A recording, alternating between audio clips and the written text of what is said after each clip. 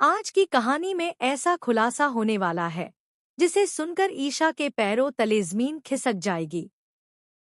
जिस शख्स को वह अब तक घर का बड़ा, समझदार और भरोसेमंद इंसान मानती आई थी, उसी के बारे में एक ऐसा सच सामने आने वाला है जो उसके दिल और दिमाग दोनों को झकझोर कर रख देगा। घर का माहौल पहले से ही तनाव से भरा हुआ है। हर चेहरे पर बेचैनी है, हर बात में छुपाव है और हर कमरे में जैसे कोई न कोई राज बंद पड़ा है। लेकिन ईशा को अब तक यह अंदाजा नहीं था कि जिस सच की वह तलाश कर रही है, वह सच उसी घर की दीवारों के बीच सांस ले रहा है। और सबसे बड़ा झटका उसे तब लगेगा जब ताई माँ उसके सामने दादा भाई का ऐसा चेहरा खोलेंगी जिसे सुनकर ईशा की दुनिया ही बदल जाएगी। कहानी की शुरुआत होती है उस बेचैन शाम से जब ईशा बार बार वही सवाल अपने मन में दोहरा रही होती है। आखिर सूरज है कौन?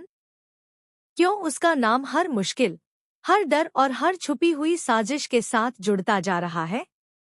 और क्यों जब भी ईशा इस नाम के करीब पहुंचती है, घर के कुछ चेहरे अचानक घबराने लगते हैं?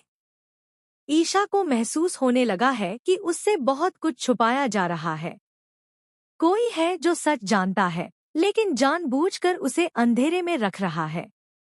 उसकी बेचैनी हर पल बढ़ती जा रही है।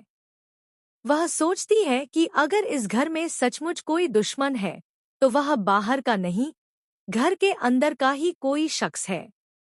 लेकिन उसे बिल्कुल अंदाजा नहीं होता कि उसका शक जिस दिशा में जा रहा है, असली सच्चाई उससे कहीं ज्यादा खतरनाक है। उधर ताई माँ भी कई दिनों से अंदर ही अंदर घुट रही हैं। उनके चेहरे पर डर साफ दिखाई देता है, जैसे वह कोई ऐसा बोझ उठा रही हो जिसे अब और छुपा पाना उनके लिए मुश्किल हो गया है। वे जानती हैं कि अगर अब भी उन्होंने सच नहीं बताया तो बहुत देर हो जाएगी। लेकिन यह सच इतना भयानक है कि उसे बोलने भर से कई रिश्ते टूट सकते हैं, कई चेहरे बेनकाब हो सकते हैं और घर की बुनियाद तक हिल सकती है। ताई माँ कई बार ईशा के पास आती हैं, कुछ कहना चाहती हैं, लेकिन फिर रुक जाती हैं। उनकी आंखों में डर है, आवाज में कंपन है और दिल में एक ऐसी लड़ाई चल रही है जिसमें एक तरफ सच है और दूसरी तरफ परिवार का टूटना। आखिरकार वह पल आता है जब ईशा ताई माँ को अकेले में रोक लेती है।